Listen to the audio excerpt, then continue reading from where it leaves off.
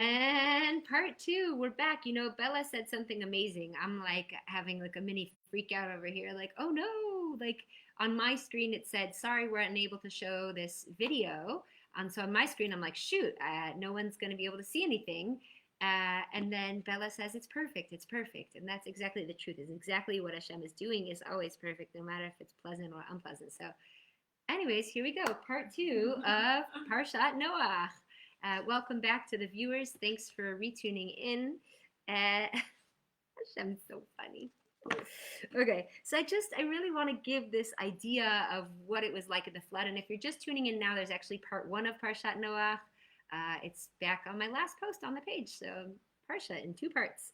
All right, so we discussed how the mountain peaks, the water was higher than Mount Everest. We discussed like what it must have been like to be in this ark. And again, you can watch the video on the Kentucky ark to get a little taste of it. And you could just think of the animals and the noises and the darkness and the smell and just like really how wild it is. And again, we were discussing themes before, and I think like a lot of times we are in a difficult period of our life where life feels like a crazy flood or a storm even. You know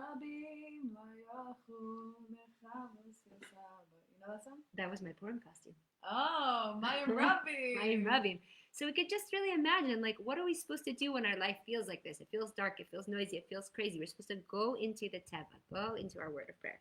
Okay, so now, at this point in the rap, if you want to check out the lines, it says that the waters stood high, but then they subsided, and suddenly things felt a little reunited.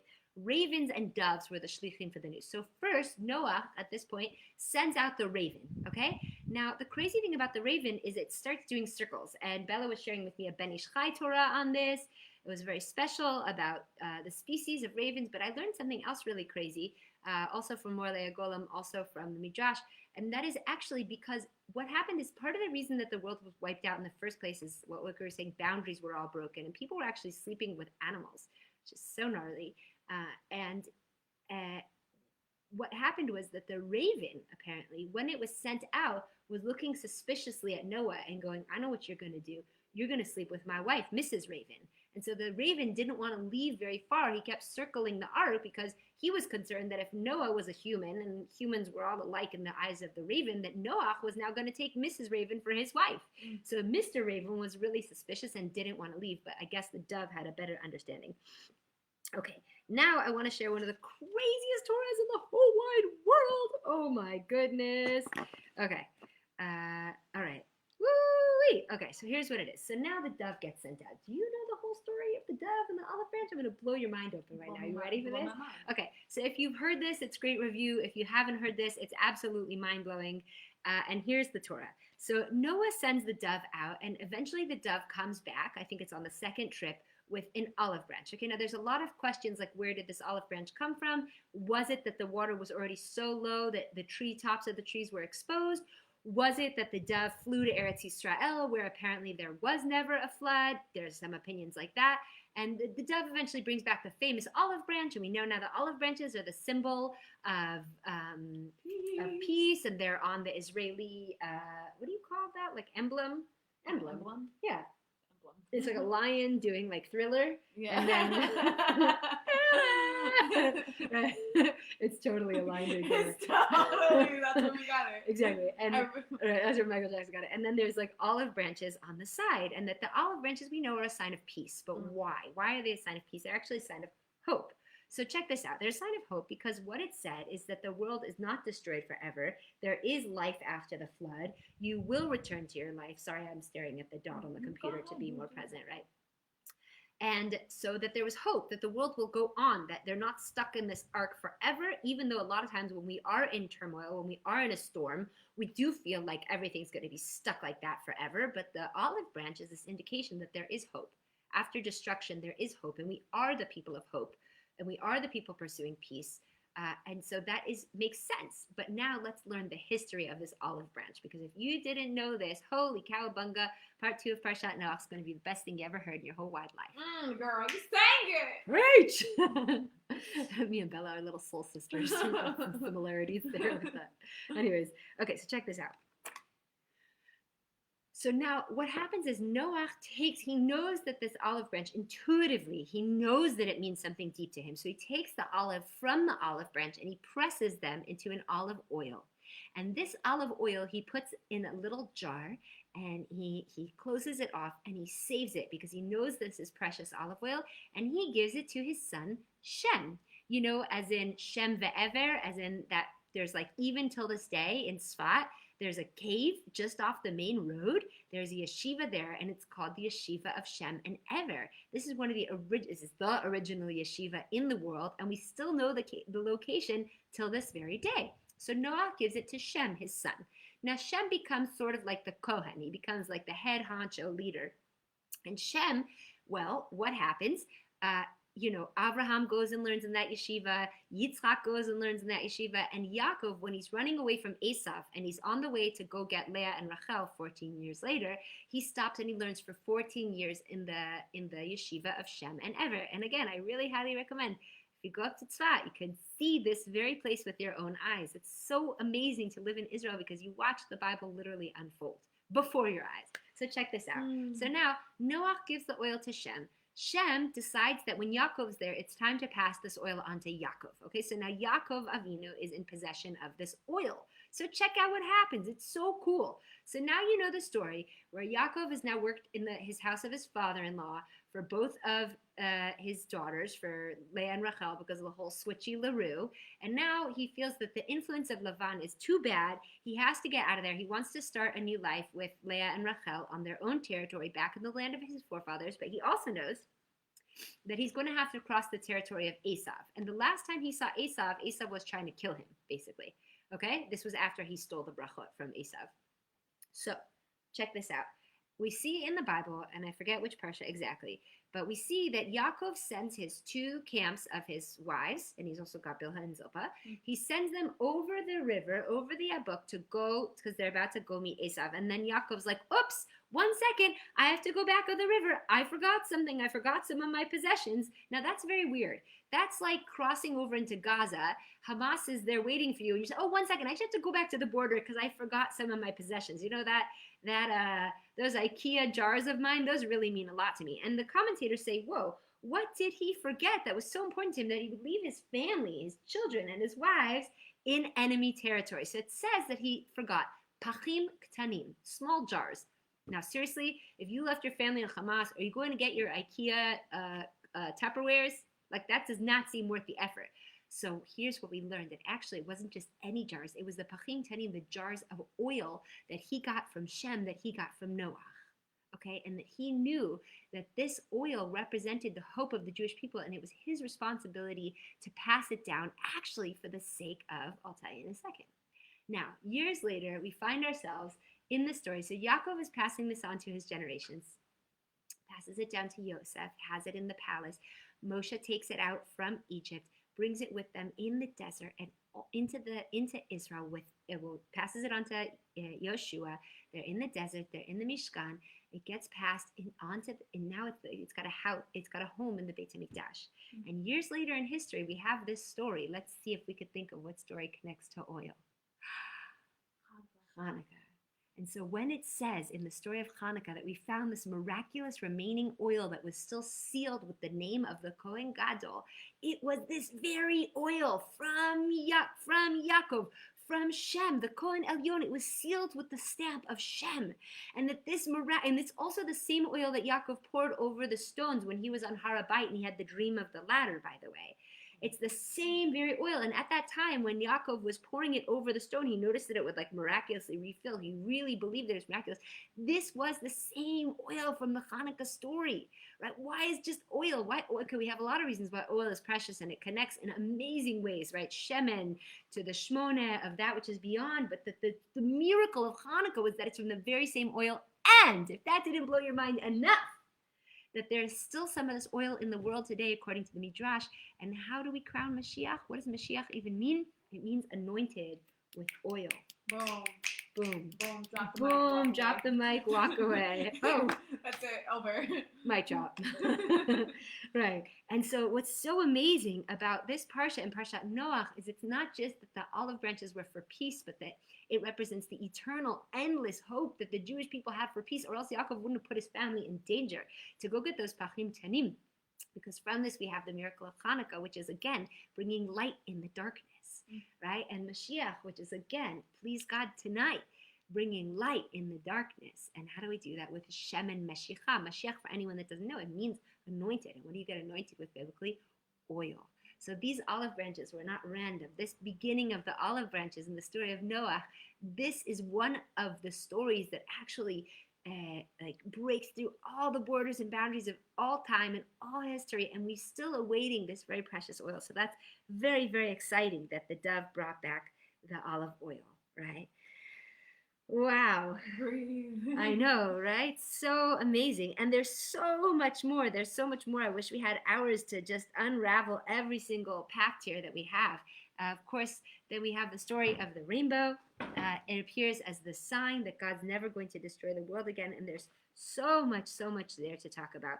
But before we do that, I want to point out something crazy that I learned from Rabbi David Foreman of Aleph Beta videos. Again, if you haven't seen them, highly recommend it. You just go onto YouTube, you type in Aleph Beta on Noach, and you're going to see the amazing Torah that I'm about to give over, but he'll say it better.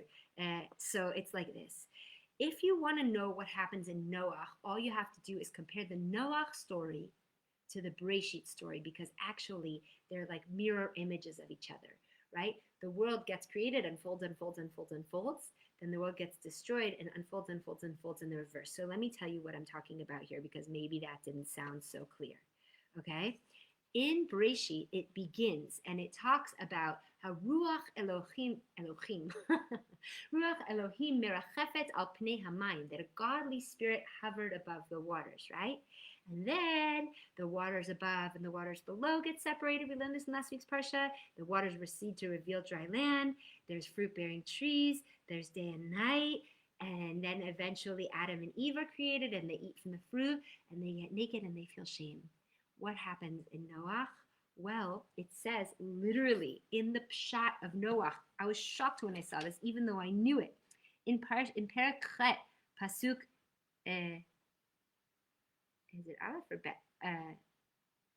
Can't tell, but it says Ve'aver Elohim Ruach al haaretz. That the first thing that happens here, it says. Just want to read it right for you. Hook it up here, Lord. Dear Lord, can you please hook it up so I could get this right? Ooh, amen.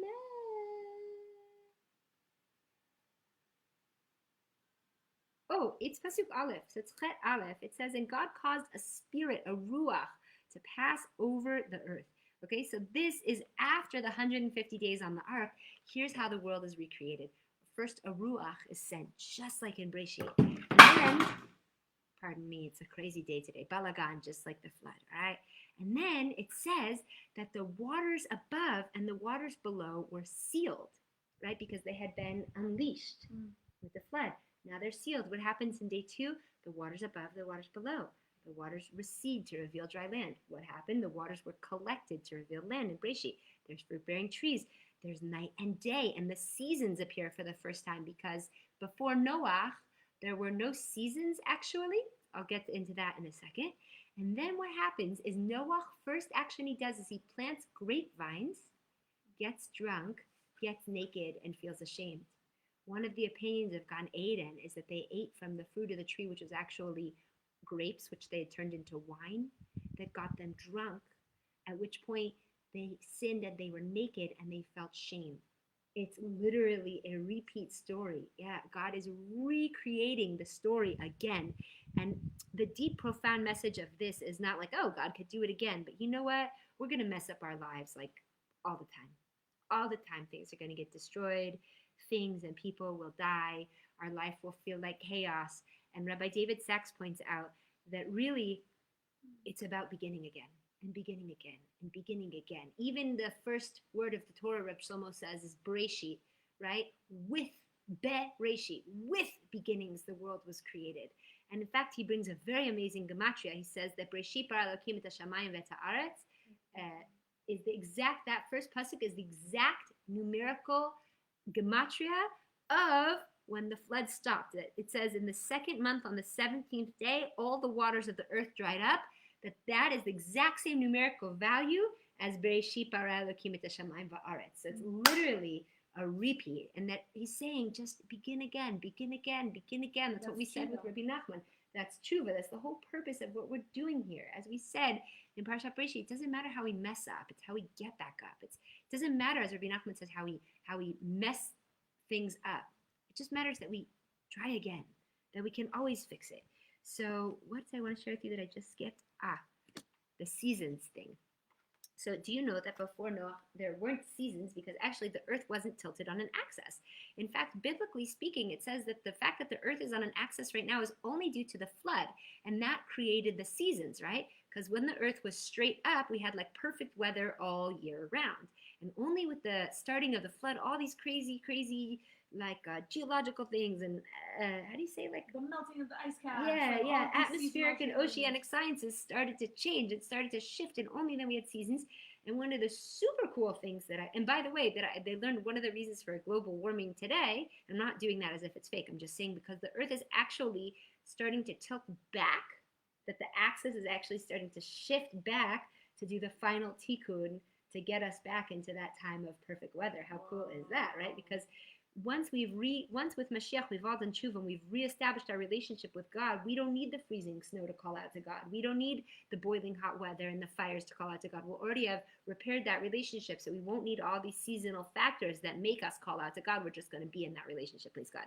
But one super cool thing that I learned one year about the constellations. So how is it that every society around the world before there was internet all have the same pictures of constellations in the sky? Isn't that weird? Do you ever think about that? How come we have the same constellations as people in Australia, as people in New Guinea, as people in Antarctica, or people don't live in Antarctica, and I think they're probably just down there. But like as in Alaska, like how come we all have the same pictures of constellations? And actually, one Midrash says that before the flood, there were pictures in the sky. Actual, like, because how would you just connect the dots and all of a sudden that's an archer and that's a dipper and that's an animal? How do we all derive the same pictures? Because initially the zodiacs were actually pictures in the sky, and when the flood happened and everything got kind of crazy, the pictures went away and all that left was the pattern of the dots. I'm not sure why or what the deep meaning of this is, but it's like a divine etch-a-sketch. Yeah, it's a divine etch-a-sketch, exactly. And God shook it up and the picture went away. Nice metaphor. Perfect. So yes, a lot happens in Parshat Noach. And okay, so there's so much to go to. I don't even know. Let me just check out my notes for 1 second. Hold on. Okay. All right, here we go. So just to refinish up the parsha, because we got a little discombobulated with the parsha splitting in the middle, we talked about how Noach goes and he plants the vineyards and he gets drunk and he is naked, and then his son comes and actually, there's a few opinions. His son either sodomizes him or castrates him or does some other, or both, or does some other horrible act because he was so upset at what was going on in the world that he didn't, or some people say that he wanted to only have like his portion of the world, that Noah shouldn't have more kids because then he has to divide the property more. And we can look at this and think like, this is crazy. How could somebody do such a horrible thing to their father? How could somebody have such low values that they would destroy, the possibility of Noah having more children? But the truth is, and I think this is what we have to learn from it. So in the wrap, I said, so the thing I'm suggesting was that they be manifesting trauma from the drama and baggage from the lesson. Like, it's so easy to judge them, but what if you were in a flood and you're watching all these dead bodies of all the billions of people in humanity? Because people lived a lot longer then. Noah lived till 950 years. He was 600 when he went into the ark, right? So people were living a really long time. There's actually billions of people on earth. You're in this ark, everything's getting destroyed. There's floating dead bodies everywhere. The rain, if it hits your arm, it's peeling away your skin because there's like fire in the rain, just like the Barad. And it's like this crazy story, and it's so easy to judge them and say, what the heck are they doing? But you know what? This was probably really traumatic for them. And they might have been doing crazy things, but also like we do crazy things in the face of our trauma. And I do think that it's a calling for compassion and understanding for humanity and for ourselves. You know, like how traumatized would you be if you were on the boat, the only boat, and everyone else that you ever knew died, and every animal died, and there's like carcasses, and like you were just stuck in like this crazy storm for all that. Like it's really, really imperative, I think, to try to, if we really want to get the deep lessons of the parsha, to put ourselves in the position of the people that were on that boat and the trauma that Noach must have faced and the responsibility, and how come he didn't make people, how come he didn't get people on the boat and his sons, and like I kind of have like I don't support what he did, obviously, but I think it's very important for us to stop and realize how like human psychology didn't necessarily change. Like we're still humans. That was a big trauma, watching the whole world get destroyed. And I think that we can have that same empathy and sympathy for ourselves too when things get destroyed. Like this is really hard, and I might be acting like out of whack, you know. But like, can I breathe through this and like have some understanding for myself when I don't behave so well, you know? So the question lies of why didn't Shem and Yafes agree with what Ham did? Why did they do a better job? Because sometimes we do a better job and sometimes we do a worse job. I don't know. But they didn't. Yeah, they had better midot. Like for example, like you take you take two siblings that come from the same home, yet their actions are completely different. There's a lot behind it, and also the curse of Ham and Canaan, the ones who hypothetically did whatever they did to Noah, was that they should become slaves. And we know that Ham went down into Africa and actually, well, according to the Midrash, that his skin actually darkened in that time, and that actually this explains the whole African slavery theory. But some people might be offended by those commentaries. I love people of all color, and I really love the continent of Africa. So I'm not saying this from an insulting point of view. I'm just saying it's kind of crazy that he's cursed to be a slave amongst men, and that the history sort of unfolded with quite a bit of slavery in that part of the world. But we're going to leave a lot of things.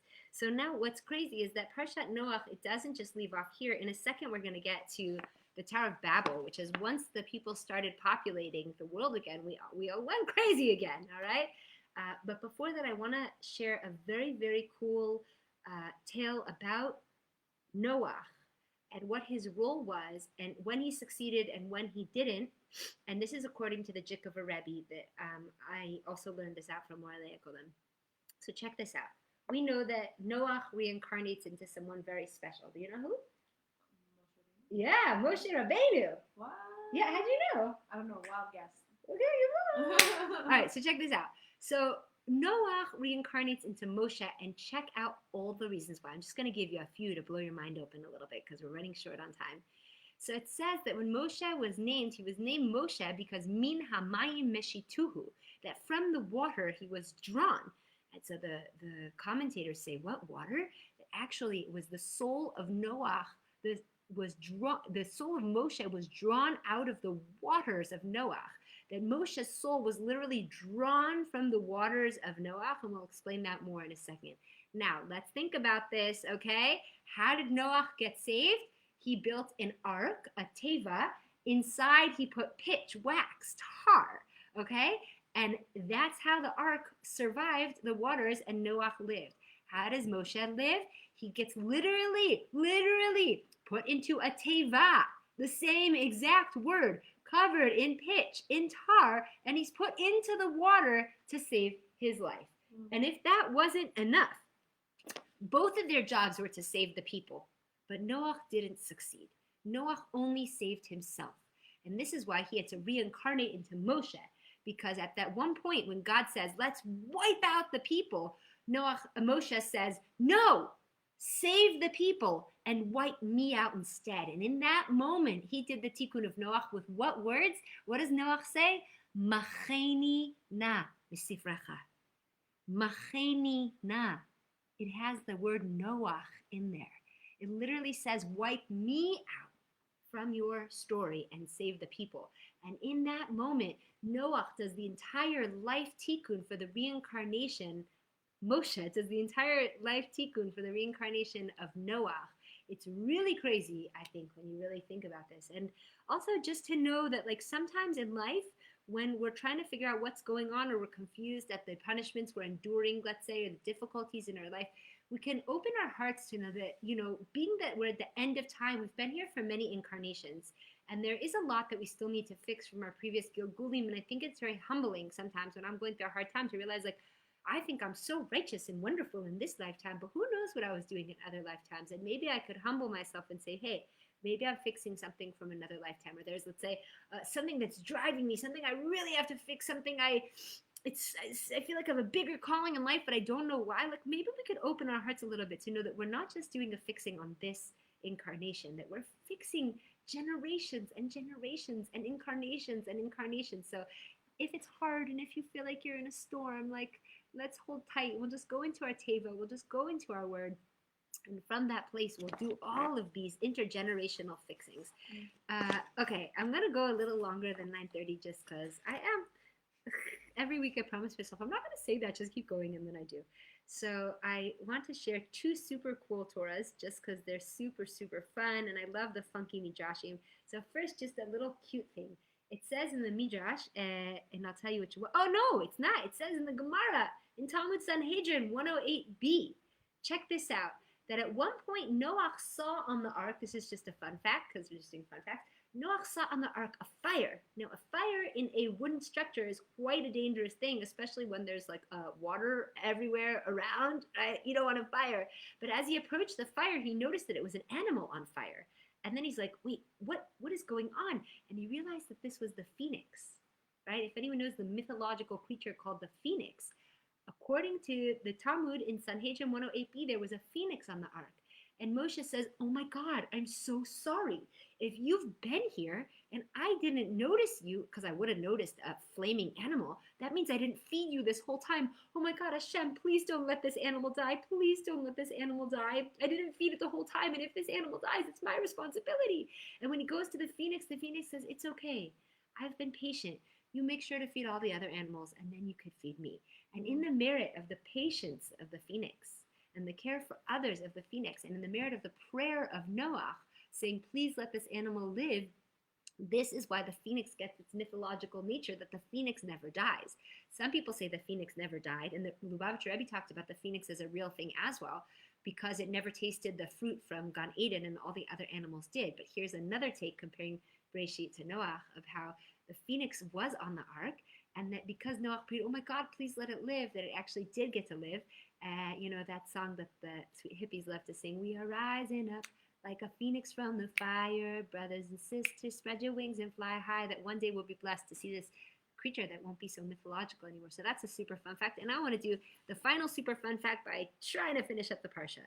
So like we said, right, I want to apologize for the non-cohesiveness of this year. I'm doing my best, but I really wasn't feeling so well today, so I didn't prepare as I usually did. And I also told myself I wouldn't say that, but it's live, so what are you going to do? I guess I'm just trying to be human. Anyhow. You're doing amazing. Thanks, girl. Mm-hmm. So there's so much in Parshat Noach, right? There's all these incarnations, there's everything that happens, there's the animals, there's envisioning, there's so many things. And at the end, now we get the Tower of Babel? Like, what?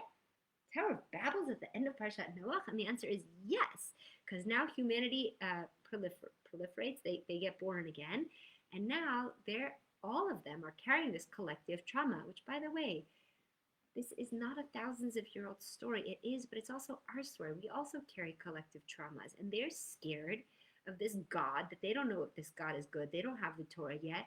And they're going to wage a war now against God, because God flooded the world. And if we can now be in control, let's reach God. Let's reach this God, and we'll make a name for ourselves that we did it, and we'll make this Tower of Babel.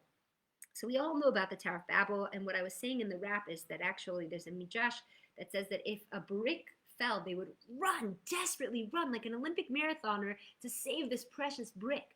But if a human fell from like the 70th floor, they'd like let it go.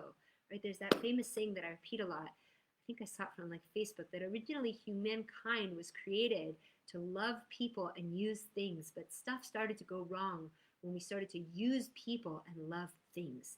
And that already started at the Tower of Babel, right? Isn't that amazing? Wow. Yeah, and that's again back to the boundaries that we were discussing in the beginning of this year in part one, essentially that if we have proper boundaries, we're not going to use humans. We're going to use things and love humans as opposed to use humans and love things. So there's a lot to learn. There's a lot to learn from this. But one thing I want to point out from Rabbi Yehonatan Eibeshitz, who lived from 1764 to 1690, is that he darshans from the Zohar in 1.126b that actually the Tower of Babel was not a tower.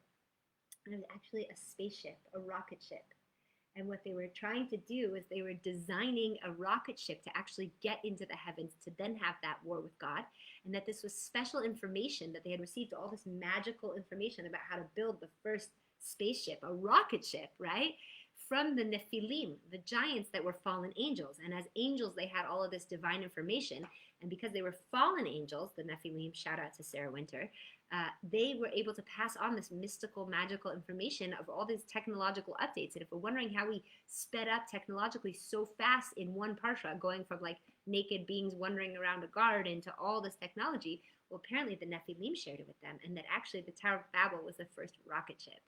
So I just thought that was so cool. I thought that was so cool. And, well, you know, I bless us that the lack that we didn't get to get through everything, that we are all inspired to now really open up Parshat Noach on our own and dive in to all the amazing, cool teachings, because, you know, we're just going to do a little review here. We started off with the wrap. And again, if you would like to put your email in the comments, I'm happy to send you a very funny scratch recording of the wrap. Also, the lyrics are posted on my page. So if you want to, I don't know, I think it's a really cool rap. So you could go there yourself. So we learned about how, let's just go from the beginning. We learned about how originally that by flooding others with love, we repair the relationship of others. It's not just flooding them with love, like, I love you so much. But what's true love is really respecting the boundaries of others.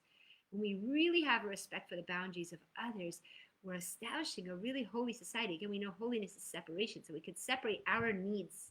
You know, again, it's right back to the tree of knowledge, because we weren't supposed to use it. We were supposed to look at it and adore it, and we wanted to use it for ourselves. The second we start using other people for ourselves, we've really not respected their boundaries, and then God's like, all right, no more boundaries, let's flood the world. What's the flood? The flood is no boundaries. All the water's bursting from all sides. We learned about the sickness of the culture back then. Because we didn't have boundaries, we were stealing from each other, we were sleeping with all the other species, we were using children in disgusting ways. And then we learned about how the flood was like a mikvah for the world, that it was fiery water, was very hot, that each drop was from Gehenna. We learned how Noach is our grandfather for everybody, and that one of the ideas of the rabbis coming to knock off Noach, even when God calls him a tzaddik, was that even today there's going to be really holy people that get knocked off, and we could still hold a place in our hearts, but maybe they are righteous. We learned about the fact that God turned the land over from even 3 tefachim, this much under the ground, and all the way up to 29,000 plus feet above Mount Everest. We learned that they would have turned cannibal, and again, to really humble ourselves, because just because we were born in this society doesn't mean that if we weren't born then we wouldn't act like that, and that all these desires are within us.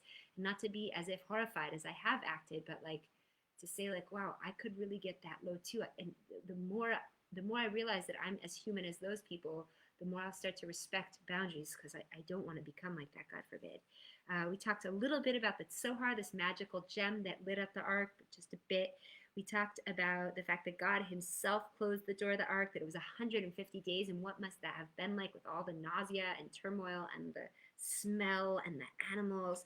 We talked about the story of the raven and the dove. The raven was suspicious of Noach trying to get at his wife, and the dove bringing the olive branch, and the whole story of the olive branch being the entire story of our history, this history of hope, of belief, of faith, and of peace that will carry us all the way through, like we said, from Noach to Shem, to Yaakov, to the Beit HaMikdash, and to Mashiach, please God, that we should see tonight.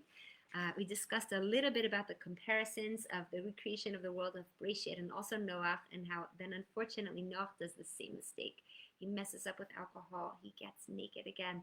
There's that sexual shame again that we all have. it's time to deal with if we really want to heal ourselves. Again, these stories are not just about figures thousands of years ago, they are about us. We talked about the negative behavior of his sons and the ones who were able to fix it. And within every family, there's those of us that have it easier and those that have it harder, as Bella pointed out. We talked about the trauma that the people off the ark may have felt, and like how we carry generational trauma, and that it's time to do our work to really fix it up for once and for all. We discussed about the reincarnation of Noach going into Moshe, who Machenina uses the words Noach to finally save the people and be willing to lose his own life. We talked about the world on its axis and the constellations that were once in the sky. We talked, and we talked finally, like we were saying, about the Tower of Babel and these funky midrashim about the phoenix and the tower. Alas, I can't wait for Mashiach to come because I just want to learn Torah all day long and not cut it off. Thank you so much for participating, for having fun with our holy funky rap with the holy sisters, and for learning with us all these crazy funky midrashim. And next week, wow, we're just Breshit Noach Lech Lecha, holy cowabunga, so strong. Let's keep our Torah learning strong. Thank you for participating. Thank you for being here. God bless, and an early good Shabbos, good Shabbos. Oy, good Shabbos. By flooding others with love, we repair our relationship above. By flooding others with love, we repair our relationship above. Until next time. Want to give a bracha or anything? Yeah, I want to give a bracha. Can't give a bracha. Guys, what an honor. I want to give a bracha to all of the people that are like watching, listening, that we are able this year, Tavshin Pei Aleph, just to express the oneness and express the truth to ourselves, to others, to God, and the true essence and divineness within ourselves. May we all be able to make time for ourselves and know that we are worth our own time and our own love, and to be accepting of our own selves. That's how we're going to embody the Haftarech Kamocha. And the only way we can do this is through Torah and mitzvahs. And may Hashem give us all the passion to pursue all the Torah and the commandments. Amen. Amen. Preach. Until next time, guys. Bye.